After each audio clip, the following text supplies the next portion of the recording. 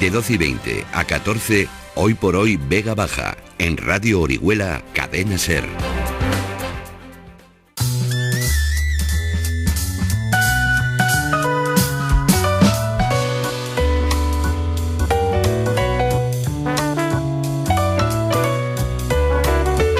Bien, pues ya les anunciábamos que para acabar este programa de hoy, lunes 8 de septiembre, íbamos a ir con el repaso a la historia de las calles, de las plazas, porque la última es creo que una plaza. Ahora enseguida vamos a saludar al conductor de este espacio, que no es otro, ya lo sabéis, que Antonio José Mazón. Antonio, buenos días. Buenos días, Juan Pablo.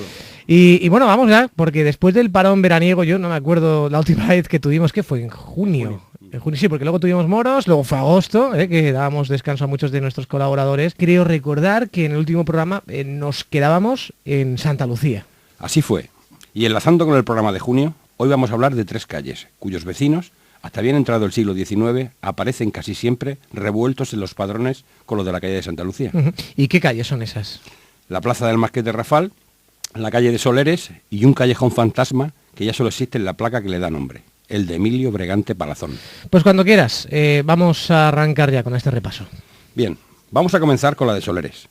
Y como siempre, veremos qué dice de ella don Ernesto Gibert en su Historia de Orihuela. En el apartado de calles del casco podemos leer: Soleres, se encuentra al oriente de la Mayor y guarda paralelismo con la de Santa Lucía. Le da título una noble familia que con repetición suma se cita en nuestras memorias. En el apartado de plazas añade: Soleres, son 2 pequeñas plazuelas que existen entre la calle así denominada y la de Santa Lucía. Constituirían una sola y de relativa importancia si no se hubiese edificado en su centro un horno. A ver, vamos por partes. Es cierto que el apellido Soler forma parte de nuestra historia, pero como ya hemos explicado varias veces, hasta finales del XIX las calles no se otorgaban, adoptaban el nombre de sus moradores más ilustres. Entonces, ¿quieres decir que en ella vivirían los Soler? Efectivamente. Probablemente la calle formaba parte de la Merced y luego quedó dividida en 2 tramos. El más próximo a los mercedarios continuó con el nombre del convento y el otro, donde se hallaba la casa de la familia Soler, recibió este apellido. ¿Y dónde estaba esa casa? Según en qué siglo preguntes. Ojeda la localiza entre los siglos XVI y XVII, cercana a la Merced, en la esquina con un callejón transversal que iba a la muralla y el torreón, es decir, a los restos que se conservan en la trasera del hotel. Por mi parte, teniendo en cuenta que la primera vez que me aparece es en el padrón de 1718, intenté localizar al Soler que vivía en ella a comienzos del siglo XVIII. ¿Y eso cómo lo buscaste? Hace falta un poco de suerte y, por supuesto, haberse trabajado los protocolos notariales. En este caso la tuve. Gracias a los pleitos familiares por el mayorazgo de los Soler, sabemos que la herencia del canónigo Jaime Soler de Vilanova incluía la casa en la que vivió más de 30 años, donde murió. En la concordia que firmaron en 1736 aparece una casa con cocheras en la calle llamada de los Soleres. Sus lindes eran, a levante, casa de Manuel Pando de los Cobos, noble caballero de la Orden de Calatrava. A poniente, la plazuela de Nuestra Señora de la Soledad. A mediodía, la casa del presbítero Juan Roca y Rocamora. Y por tramontana, casa de la herencia de Pascual Ruiz de Villafranca, canónigo doctoral con calle de Soleres por medio, es decir, la casa del inquisidor. Así pues, los Soleres del siglo XVIII vivían en la esquina de la calle con la plazuela de la Soledad. ¿Y ha mantenido siempre el mismo nombre? Sí, Soler o Soleres. Bueno, en el plano de la nueva catedral de mediados del XVIII, confeccionado para el obispo Gómez de Terán, aparece como plazuela del deán. Seguramente por esa fecha vivía ahí el deán del Cabildo. En cuanto a que las plazuelas están divididas por la construcción de un horno, tuvo que ser en fecha remota, pues en los protocolos del 17 ya aparece una casa edificada en el solar del horno del obispo. ¿Algo más que contar? Decir que esta modesta calle conserva 3 casas interesantes: la de los Roca de Togores, la de Casinello y el Palacio de la Linde, del que vamos a hablar un poco. ¿El Palacio de la Linde no lo vimos en la calle San Juan? Sí, ese es el original, el que edificó el barón de la Linde cuando llegó a Orihuela en el año 1900. Pero hoy hablamos del edificio que adoptó ese nombre en los años 30 del siglo pasado, cuando pasó a habitarlo su hijo. Un palacete muy interesante que en el siglo XVII tiene la siguiente ubicación. Por las espaldas afronta a la placeta de la Porta Mayor del convento de Nuestra Señora de la Merced, casa de habitación y morada situada en la parroquia de San Salvador, en carrer que travesa de la Merced al carrer de Santa Llucia y en la Porta Nova. Linda de poniente con la casa de Felicia Jodar, viuda de Félix López, calle de por medio, y de levante con la placeta de la Merced. Esta referencia a la Casa de la Vida Felicia nos indica que en el 17 ya había un edificio frente al solar de la casa, como ya he dicho antes. A ver que nos situemos. ¿Estás hablando de esa casa con una torre que hay enfrente de la Plaza Santa Lucía? La misma, la que tiene el chapitel con ventanas a los 4 vientos, cuya obra guarda otra de esas anécdotas que tanto te gustan. Pues venga, ya estás contándola. Siempre he tenido debilidad por esta casa. Aún recuerdo la visita de mi infancia con Martín, el hijo de la baronesa, al salir del colegio. El oscuro zaguán, la escalera llena de armaduras. Muchos años después, Javier Sánchez Portas y Jorge Belmonte me hablaron de su hermosa fachada y de la carpintería que revelaba la propiedad de un religioso.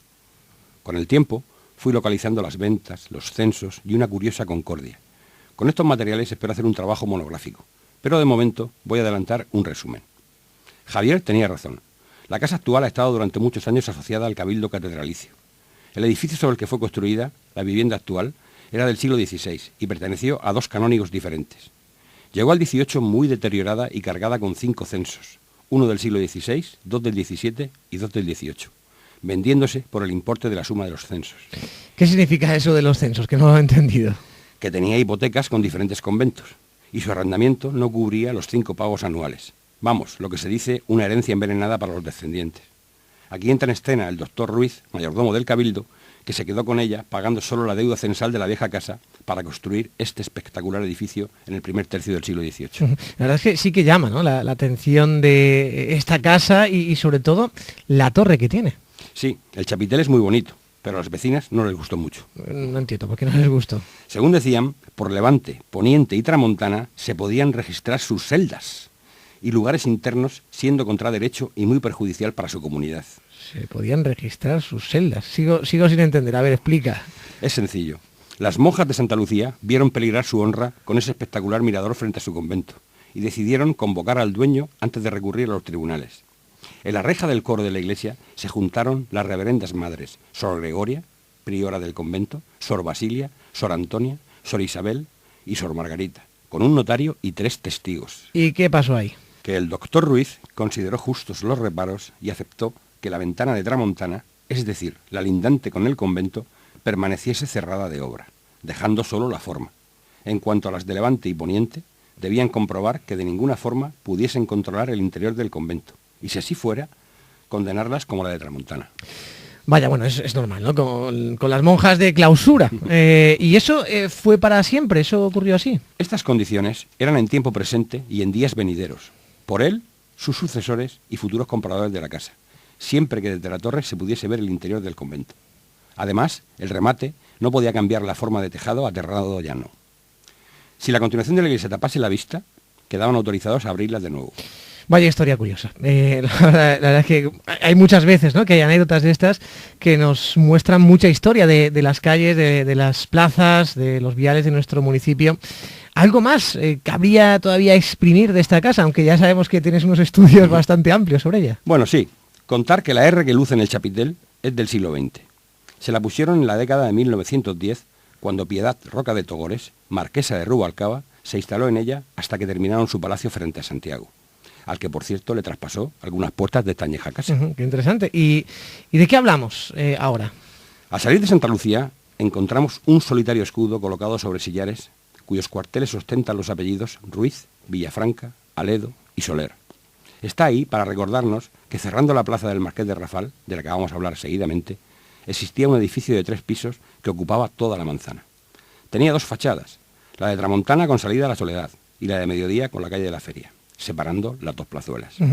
La famosa casa del Inquisidor. Ese resonante nombre creo que se lo dio Javier Sánchez Portas durante la campaña para intentar recuperarlo. ¿Y por qué la llamó así? Porque perteneció a Francisco Ruiz de Villafranca, alguacil mayor del Santo Oficio de la Inquisición de la ciudad de Murcia. Por ello se conocía como Palacio Ruiz de Villafranca o Casa del Inquisidor. Esta familia fue reconocida por el rey como parte integrante de la nobleza oriolana en la primera mitad del siglo XVIII. A pesar de la protección que pesaba sobre él, acabó demolido ilegalmente y con nocturnidad en el año 2002. Luego, la Generalitat ordenó su reconstrucción, pero todo se apañó con una multa de 68.000 euros. Todavía recuerdo, y resuena todavía aquella demolición. Entonces, ¿continuamos en la plaza del Marqués de Rafal? Sí, pero antes vamos a citar de pasada un callejón que desapareció con la casa de los Villafranca. Dice Gisbert que el pequeño tránsito entre las plazas de la Soledad y la Pía no tenía denominación en el siglo XIX. A mí me aparece en un padrón del 18 como traviesa de Tolmos y vive en ella un tal Josep Armengol. Ese es seguramente el motivo de que figure en el plano del obispo como traviesa de Armengol. Su última titulación, antes de fundirse entre las plazas, fue Emilio Bregante Palazón, cuya preciosa y semanasantera placa nos recuerda que una vez hubo allí un callejón. Y ahora sí, cruzamos a la plaza del Marqués de Rafal. A ver, tengo una duda, no tengo mucha memoria, pero creo recordar que dijiste en otro programa que la plaza de Rafal estaba al final de la calle de la Feria, junto a Santa Justa. Y lo estuvo durante siglos, pero se la trajeron aquí, al otro extremo de la calle. No entiendo. Si te parece, aunque el título de Rafal es el último y definitivo, vamos a introducir a los oyentes en el tema y dedicaremos el resto del programa a contar este cambio de títulos. Pues venga, cuenta esto de cambio y estas cosas extrañas que no acabo de entender. Bien, para haber permanecido en el anonimato en lo que a padrones se refiere hasta el siglo XIX, esta plaza ha gozado posteriormente de varios nombres. Como siempre, vamos a ver qué nos dice Gibert. Leo. De la Pía o Pino Hermoso. Se denomina así por la misma razón que en otro tiempo se llamó del Conde de la Granja, cual se lee en una escritura de 1696. Qué poco dice este hombre. Pues serán escrituras, porque lo que es en padrones, hasta 1824 no me aparece diferenciada de la calle de Santa Lucía. ¿Y cómo se llamaba originalmente? Su nombre tradicional fue Plaza de la Pía, titulación que se mantuvo poco más de un siglo, tiempo suficiente para quedar en el recuerdo de las personas mayores. En ella aparece domiciliado el Conde de Pino Hermoso. De ahí los dos primeros títulos que otorga Gibert. En cuanto a lo de Conde de la Granja, no me aparece por ningún lado. Puede ser fruto de las relaciones entre los Rosell y los Rocamora, pero no tengo constancia de ello. ¿Y de dónde viene eso de Plaza de la Pía? Puede tener relación con la fábrica mayor o granero episcopal que estaba al fondo de la plaza, y se refiere a la Pía Almoina, o limosna piadosa en catalán y valenciano, pero esto es solo una suposición. Y seguro, no me cuentes más, seguro que lo cambiaron otra vez el nombre en la República. 2 veces, primero a Duque de Pino Hermoso y luego a Ramón Sigé, pero de todo esto hablaremos en la próxima entrega. Hoy vamos a cerrar el programa explicando por qué esta es ahora la plaza de Rafal.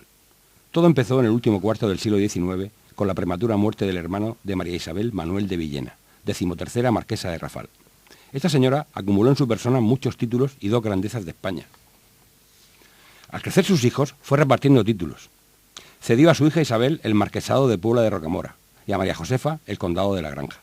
Esta última se casó con una Grela, y el título, rehabilitado por Alfonso XIII en 1916, quedó en este apellido junto al antiguo Palacio de Rafal, que es ahora de los Condes de la Granja. La madre conservó el condado de Villamanuel, que en la actualidad da nombre a la antigua plaza de Rafal, y a su hijo Alfonso le cedió el marquesado de Rafal en 1899, justo en el año que se casó. El marqués recientemente fallecido contaba que su abuelo compró la casa de la Plaza de la Pía a los Pérez de Meca, una casa construida en la segunda mitad del siglo XIX, en la que inicialmente instaló la sede de su partido. De su partido, dices, o sea, que se metió también en política. Sí, Alfonso Pardo y Manuel de Villena, además de marqués de Rafal, entró en política y llegó a ser diputado. En el diario local La Época, en noviembre de 1907, encontré esta curiosa noticia que leo textualmente. Se encuentra en esta población, donde se propone pasar una temporada en su casa solariega de la Plaza de la Pía, la señora condesa de Villamanuel, madre de nuestro diputado a Cortes, el excelentísimo señor marqués de Rafal. Damos nuestro más afectuoso saludo a tan aristocrática dama. ¿Y por qué te parece curiosa? Por motivos que desconozco, la condesa viene a Orihuela meses después de fallecer su marido y en vez de instalarse en su palacio, lo hace en la casa de su hijo. Lo cierto es que la casa fue totalmente rehabilitada en torno a 1910, uniéndole además otro edificio de la calle que daba a Santa Lucía. Y que en 1927, 2 años antes de fallecer su madre, el marqués hizo nuevas reformas en el decorado de ambas fachadas, de las que se conserva el plano del maestro Francisco Sánchez. En los años 40 la plaza recibió el título del marquesado de Rafal, y hasta que falleció, la casa perteneció a Santiago Pardo Manuel de Villena, el 16º marqués de Rafal. Ahora está en manos de su hijo. Esperemos que sepa dar buen uso y cuidado a este bello edificio necesitado de muchas reparaciones. Y con esto acabamos por hoy. Pues sí, acabamos no solo este repaso a las calles de Orihuela, sino también nuestro programa, Antonio. Muchísimas gracias. Gracias a ti, Pablo. Llegamos enseguida a las 2 de la tarde, se quedan con las noticias, aunque antes unos minutos musicales. Y nada, ya saben que mañana a partir de las 12:20 volveremos con más Hoy por Hoy Vega Baja ya en programación normal.